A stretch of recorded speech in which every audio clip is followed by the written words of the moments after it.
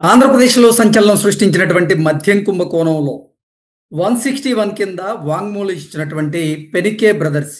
ఇప్పుడు ఆ వాంగ్మూలంలో మేము చెప్పనటువంటి అంశాలను కూడా పొందుపరిచారు. కాబట్టి అవి రికార్డుల నుంచి తొలగించండి అంటూ కోర్టులో ఒక పిటిషన్ దాఖలు చేసినటువంటి నేపథ్యంలో ఇంతకీ 161 వాంగ్మూలంలో పెనికే బ్రదర్స్ ముందుగా ఏం చెప్పారు? ఇప్పుడు ఎందుకు దాన్ని రికార్డుల నుంచి తొలగించమంటున్నారు? అసలా ఆ ప్రక్రియలో ఏం జరిగిందనేది మనం పూర్తి స్థాయిలో విశ్లేషణ చేసుకుందాం. ప్రస్తుతం మనతో పాటు ఉన్నారు ప్రముఖ రాజకీయ విశ్లేషకులు, ప్రముఖ సీనియర్ జర్నలిస్ట్ డివిఎస్ గారు. సార్‌తో మాట్లాడదాం. సార్ నమస్తే సార్. నమస్తే. ఆంధ్రప్రదేశ్‌లో సంచలనం సృష్టించినటువంటి మద్యం కుంభకోణంలో 161 వాంగ్మూలం ఇచ్చినటువంటి పెనికే బ్రదర్స్ ఇప్పుడు తాము ఇచ్చినటువంటి వాంగ్మూలాన్ని రికార్డుల నుంచి తొలగించండి, మేము ఇవ్వని అంశాలను కూడా అందులో ప్రస్తావించారు అంటూ కోర్టును ఆశ్రయించి కోర్టులో ఒక పిల్లేయడం జరిగింది. ఏంటి సార్ అసలు ఏం జరుగుతోంది? వాళ్ళు ఇంతకు ముందు 161 కింద ఎందుకు వాంగ్మూలం ఇచ్చారు? ఇప్పుడు ఆ వాంగ్మూలాన్ని ఎందుకు రికార్డుల నుంచి తొలగించమని అడుగుతున్నారంటే ఏం చెప్తారు సార్?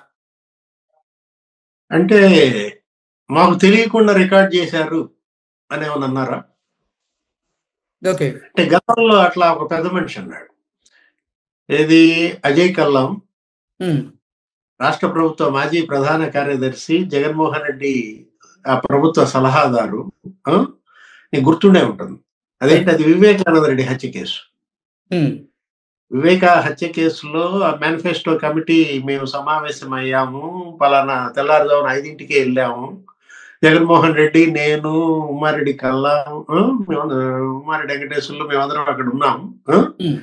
అప్పుడు సడన్ గా జగన్మోహన్ రెడ్డి ఎవరో పిలిచారు, పైకి వెళ్ళాడు. 10 నిమిషాల తర్వాత వచ్చాడు, బాబాయ్ నో మోర్ అన్నాడు. ఈ వాంగ్మూలం అజయ్ కల్లా ఇచ్చాడు కదా. ఆ ఇచ్చిన వాంగ్మూలం అప్పుడు ఏమని చెప్పాడు ఆయన?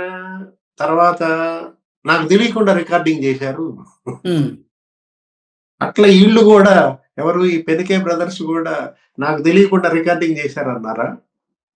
లేదు, మేము ఆ వాంగ్మూలం రికార్డుల నుంచి తొలగించండి, చెప్పని అంశాలను కూడా అందులో కొన్ని చొప్పించారు.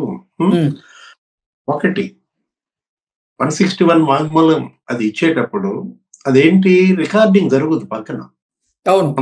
ఆడియో రికార్డు, వీడియో రికార్డు అన్ని చేస్తుంటారు. అది చేస్తూ జరుగుతున్న దాంట్లో మీరు చెప్పనం ఎందుకు పెడతారు?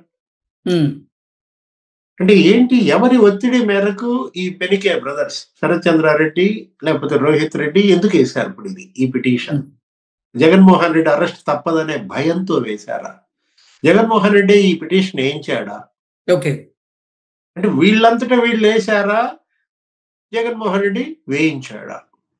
ఇప్పుడు ఒకటి, ఇక్కడ అసలు ఈ కేసు దీన్ని అసలు ఇంత స్పీడ్ చేసింది, ఈ కొలిక్కి వచ్చింది ఇంత స్థాయికి ఎవరి వల్ల? విజయసాయి రెడ్డి వల్లే కదా.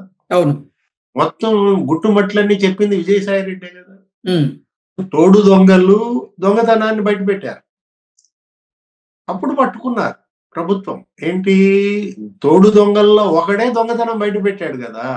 విజయసాయి రెడ్డి ఏంటి, ఆయనకి ఇవ్వాల్సిన డబ్బులేవో ఇవ్వలేదు. ఆయనకి కూడా నెలకేదో ఉంది, వీళ్ళ రేట్లు ఉంటాయి. మిథున్ రెడ్డికి ఏదో నెలకు 5 కోట్లని, లేకపోతే విజయసాయి రెడ్డికి కూడా నెలకు 5 కోట్లని. అప్పుడు మనం చూసాం మీడియాలో కూడా, ఒక ఎంపీకి లేకపోతే ఒకటికి 50 లక్షలని, ఏది ఆ సీఎంఓ ప్రధాన అధికారికి, లేకపోతే ఇంకొకటికి 20 లక్షలని ఆ ఓఎస్డికి. ఇట్లా ఉన్నాయి వాళ్ళ యొక్క రేట్స్. దాని ప్రకారం పంపిణీ కొన్నాళ్ళు జరిగింది, తర్వాత ఆపేశారు. విజయసాయి రెడ్డి కోపం వచ్చింది, ఇప్పుడు అవన్నీ బయట పెట్టాడు. ఇప్పుడు శరత్ చంద్రారెడ్డి అసలు ఏంటి, ఆయన వ్యాపారం అరవిందోనా? వీళ్ళ సంస్థ పేరేంటి? అరవిందో. ఏంటి వాళ్ళు, ఫార్మా బిజినెస్? జనం బతికించడానికి మందులు తయారు చేసే కంపెనీలు. జనం చంపే మందుల్లోకి వచ్చారా వ్యాపారం? ఇప్పుడు అదేగా మనకు కనపడుతుంది. ఏది, ఇప్పుడు ఫార్మా బిజినెస్ ఏంటి, మెడిసిన్స్ తయారు చేయడం ఏంటి, లిక్కర్ తయారీలో వీళ్ళ పాత్ర ఏంటి, అక్కడే నీకు అర్థమైపోలా. ఢిల్లీ లిక్కర్ స్కామ్ లో ఈయన అరెస్ట్ అయ్యాడా లేదో చెప్పు.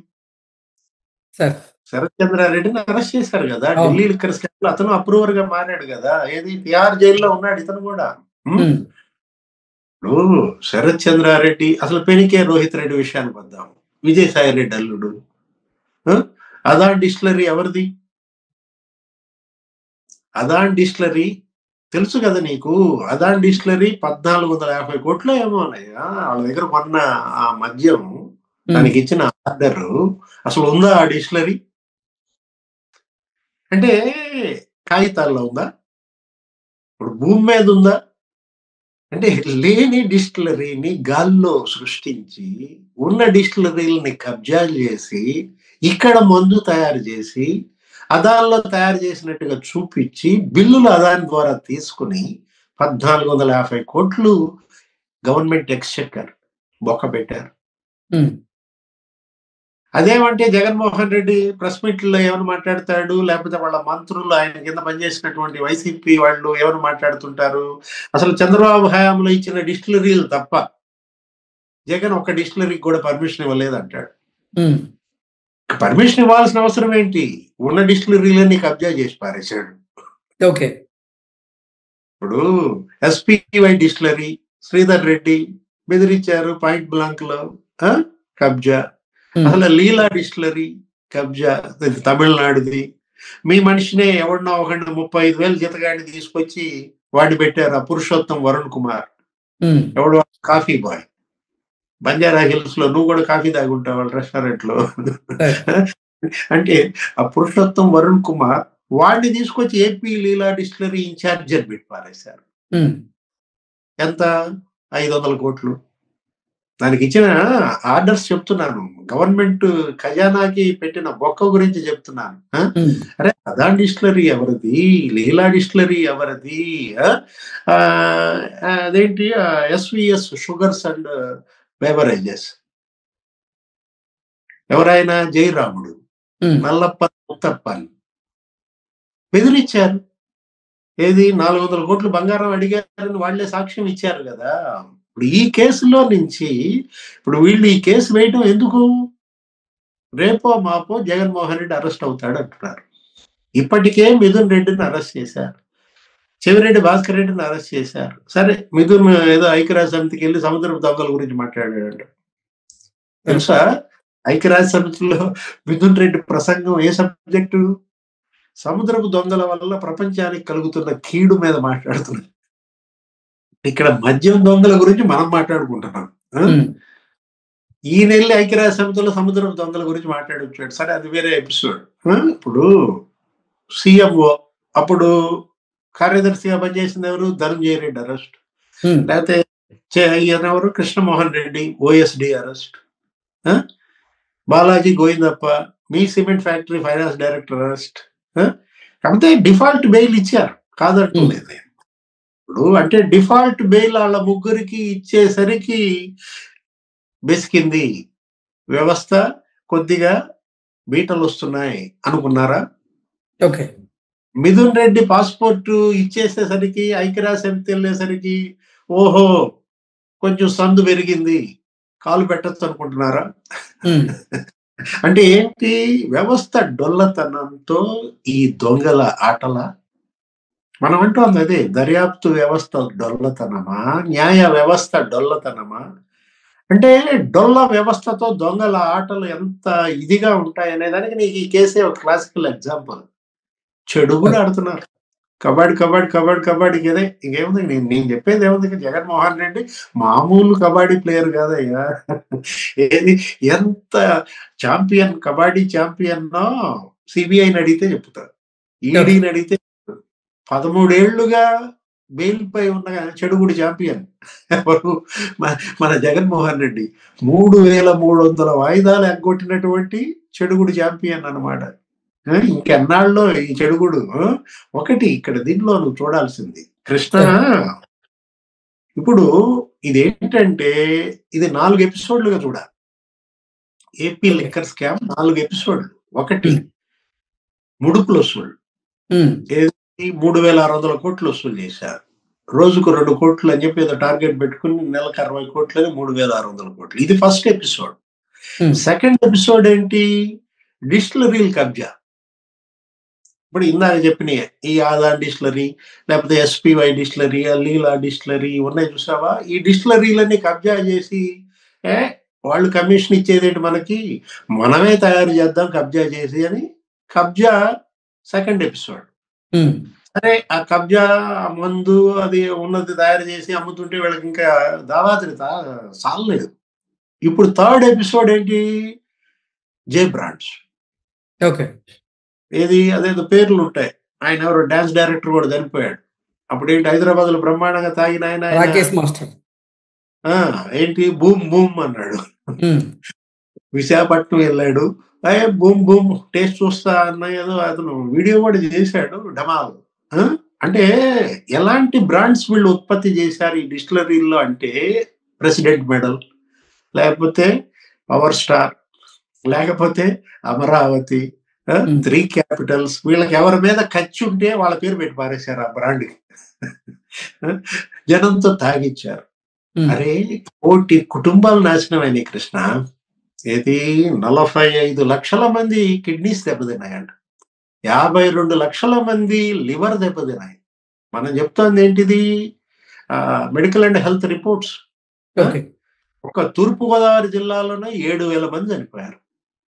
అంటే మొత్తం 13 జిల్లాలు ఆ లెక్కలు లెక్కేసుకో, 90 లక్షల మంది చనిపోయిన పరిస్థితి. అలాంటి కేసు ఇది. ఈ కేసు ఇప్పుడు 4వ ఎపిసోడ్ ఏంటి, ఇప్పుడు దాకా 3 ఎపిసోడ్లే నీకు చెప్పాను, మర్చిపోయా మళ్ళా. 4వ ఎపిసోడ్ నకిలీ మద్యం. ఈ నకిలీ మద్యం కేసు వేరు కేసు కాదు, అక్కడే పొరపాటు పడుతున్నారు. దీంట్లోనే అంతర్లీనమంటారా? ఏది ఏపీ లిక్కర్ స్కాము, దాని పరాకాష్టే నకిలీ మద్యం అన్నమాట. అంటే ఏంటి, తొండ ముదిరి ఊసర వెళ్ళైనట్టుగా నకిలీ మద్యం కూటమి ప్రభుత్వం వచ్చిన తర్వాత ఉత్పత్తి చేసింది కాదు. ఇది 2020, ఏది జగన్మోహన్ రెడ్డి సీఎం అయిన మరుసటి ఏడాది నుంచే బిగిన్ చేశారు. జోగి రమేష్ ఆయన ఒక జిల్లాకి డీలర్ అంతే. సార్, 161 కింద వాంగ్మూలం ఇచ్చినటువంటి ఏదైతే ఉందో స్టేట్మెంట్, దాన్ని రికార్డులోంచి తొలగించండి అంటూ ఇప్పుడు శరత్చంద్రారెడ్డి ఆయన బ్రదర్ కూడా కోరుతున్నటువంటి నేపథ్యంలో ఏం జరగబోతుందంటారు దీంట్లో? తొలగించండి, ఎవరొద్దన్నారు? వాళ్ళు ఏం చెబితే చేయండి. ఇప్పుడు వ్యవస్థని శాసించే పరిస్థితికి నిందితులు చేరారా? మనకు అదే కనపడుతోంది. ఏది ఇవాళ సిస్టమ్ని ఎవరు కంట్రోల్ చేస్తున్నారు నువ్వు చెప్పు. ఏది ఇవాళ దర్యాప్తు వ్యవస్థను కానీ, పోలీస్ వ్యవస్థను కానీ, లేకపోతే ఈ న్యాయ వ్యవస్థను కానీ కంట్రోల్ ముద్దాయిల చేతుల్లోకి వెళ్ళిపోయిందా? అది ఇవాళ దుష్పరిణామం, అది ఇవాళ చేటు, ఇవాళ వ్యవస్థ యొక్క డొల్లతనం అన్నమాట. ఇప్పటికైనా వ్యవస్థ మేల్కోవాలి. ఏది ఎక్కడ పొరపాటు జరుగుతోంది, ఎక్కడ లొసుగులు ఉన్నాయి, వాటిని పూడ్చుకోకపోతే, వాటిని దిద్దుకోకపోతే ఏముంది, చెడుగుడు చెడుగుడు చెడుగుడు, కబడ్ కబడ్ కబడ్ కబడ్. Okay sir, thank you so much. నమస్తే.